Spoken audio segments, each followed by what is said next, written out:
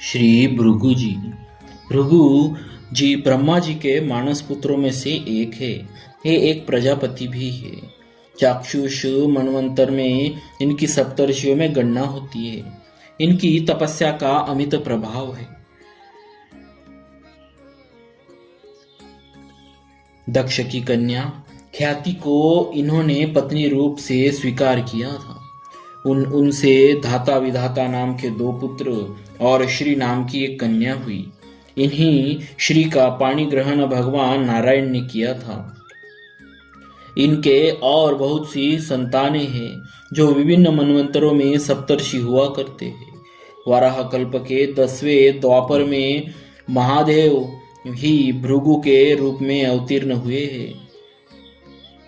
कहीं कहीं स्वयंभू मनवंतर के सप्तर्षियों में भी भृगु की गणना है। सुप्रसिद्ध महर्षि च्यवन इन्हीं के पुत्र है। इन्होंने अनेकों यज्ञ किए कराए और अपने तपस्या के प्रभाव से अनेकों को संतान प्रदान की है। ये श्रावण और भाद्रपद 2 महीनों में भगवान सूर्य के रथ पर निवास करते हैं। प्राय सभी पुराणों में महर्षि भृगु की चर्चा आई है। उसका अशेषतः वर्णन तो नहीं किया जा सकता।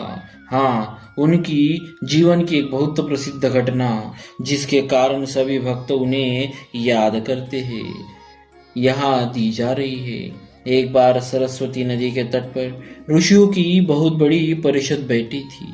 उसमें यह विवाद छिड़ गया कि ब्रह्मा, विष्णु और महेश इन तीनों में कौन बड़ा है। इसका जब कोई संतोषजनक समाधान नहीं हुआ तब इस बात का पता लगाने के लिए सर्वसम्मति से महर्षि भृगु ही चुने गए। ये पहले ब्रह्मा की सभा में गए और वहां अपने पिता को न तो नमस्कार किया और न स्तुति की।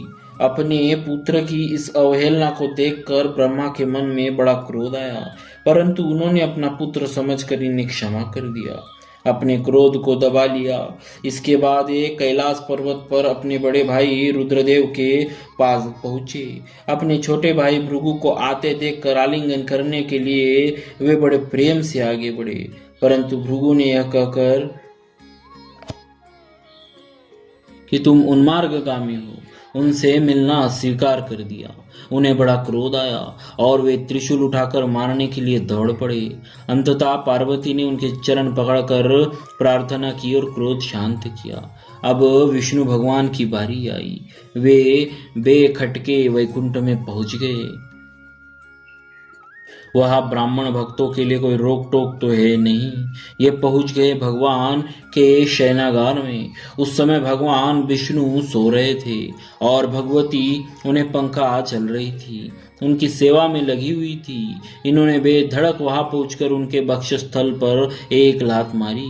तुरंत भगवान विष्णु अपनी शैया पर से उठ गए और इनके चरणों पर अपना सिर रखकर नमस्कार किया और कहा, भगवान आइए आइए विराजिए। आपके आने का समाचार न जानने के कारण ही आपके स्वागत से वंचित रहा। क्षमा कीजिए, क्षमा कीजिए।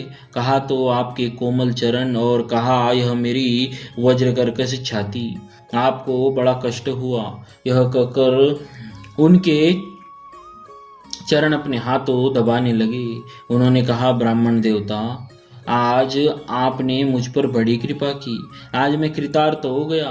अब ये आपके चरणों की धूलि सर्वदा मेरे हृदय पर ही रहेगी।